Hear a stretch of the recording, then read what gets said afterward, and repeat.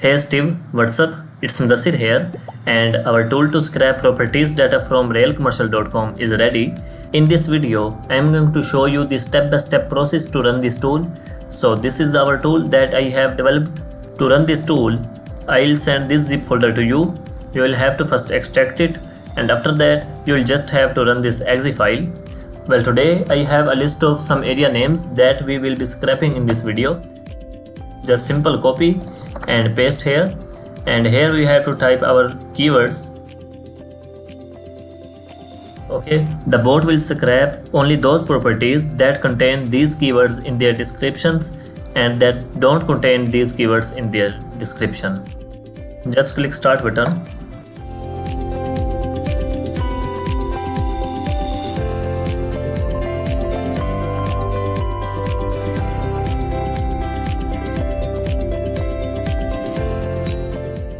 Okay, it has opened the web page and searching the first location, and it will then scrap all of the results. And if you want to further apply some custom filters here, before starting, next time you will have to enable this feature. Okay, it will then provide you an option to apply your custom filters. Okay, and now it is scraping the data, and it is scraping only those properties data that have these keywords or any one from these keywords in their description and don't contain any of these keywords. And you can also count the number of rows by right clicking at any column name and click on show footer, and on the footer click count from here, and this option is to save data in the database. SQLite database system is integrated with this tool. Let me show you. Okay, here the data is saving here as well, and it will keep scraping all pages, and it is not scraping some properties because they are not reaching to this criteria. Okay, and to save our time, I am going to make the video 2x faster, and after that we'll see the results, and I'll show you how to export this scrap data into Excel file.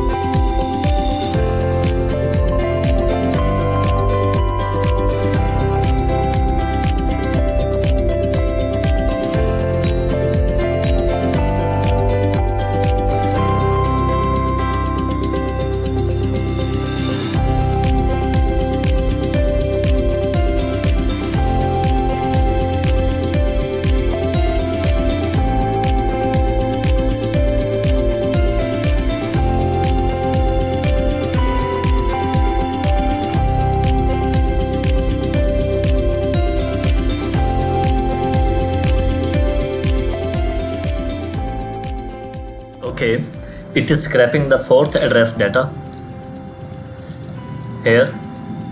Okay, and it will keep scraping in this way. Okay, now I show you how to export this data. Click export button and specify your output location like my desktop. Choose your desired output format like this one, and this option will open the file after exporting.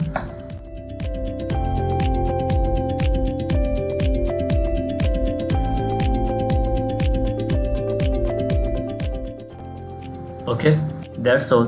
Thanks for your time watching this video, and you can contact me if you have any questions. Thank you very much. Take care. Bye bye.